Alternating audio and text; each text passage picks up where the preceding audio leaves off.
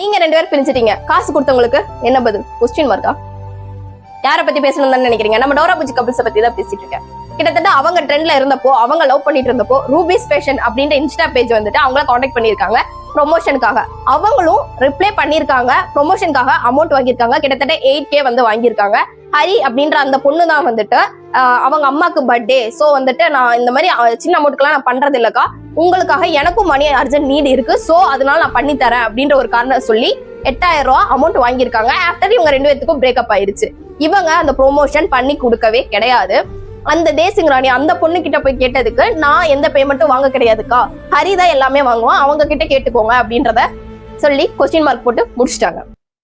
ஹரி கிட்ட கேட்டா, நான் என்ன வாங்கியிருக்கேன், என்கிட்ட தாக்கா இருக்கு, நான் தரேன் தரேன் தரேன்னு சொல்லி கிட்டத்தட்ட 1 இயரா அந்த 8Kக்காக இவங்கள அலைய வைக்கிறாங்க. பேமெண்ட் கேட்டா பிளாக், கால் ஹிஸ்டரியில பிளாக், அது இல்லாம இப்ப வேற ஒருத்தவங்க கூட பேசிட்டு இருக்காங்கல்ல ஃப்ரெண்டுன்னு சொல்லி அவங்களுக்கு கான்டாக்ட் பண்ணி இவங்க பேசியிருக்காங்க.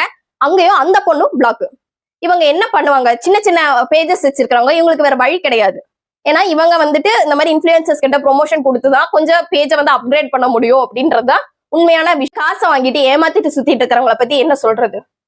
உங்களுக்கெல்லாம் வெக்கோன்னு ஒண்ணு இருந்தா தயவு செஞ்சு அவங்களுக்கு காசை ரிட்டர்ன் பண்ணுங்க. ஏன்னா அவங்களும் அந்த 8K சம்பாதிக்கிறதுக்கு எவ்வளவு கஷ்டப்பட்டு இருப்பாங்க. இப்போ உங்களுக்கு அது வந்து நார்மல் அமௌண்டா இருக்கலாம், ஆனா அவங்களுக்கு அது ஒரு வேலைக்காக எவ்வளவு கஷ்டப்பட்டு சம்பாதிச்சிருப்பாங்க, எவ்வளவு அரேஞ்ச் பண்ணிருப்பாங்க அப்படின்றது வந்து அவங்க அதுல இருந்து ஒரு 10 to 20 ருபீஸ் தான் ஒரு ட்ரெஸ்ஸை வந்து செல் பண்ண கிடைக்கும்.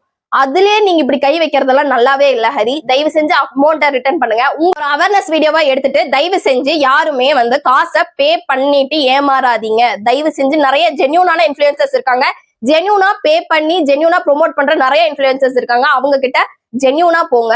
அண்ட் இவங்கள மாதிரி நம்பி ஏமாறாதீங்க. அதுக்காக தயவு செஞ்சு வீடியோவை ஷேர் பண்ணி மேக்சிமம் ஷேர் பண்ணி இந்த மாதிரி ஏமாறாதீங்கன்னு சொல்லுங்க. உங்களுக்கு தெரிஞ்ச யாராச்சும் ஏமாந்துருந்தாங்கன்னா மறக்காம கமெண்ட்ல சொல்லுங்க.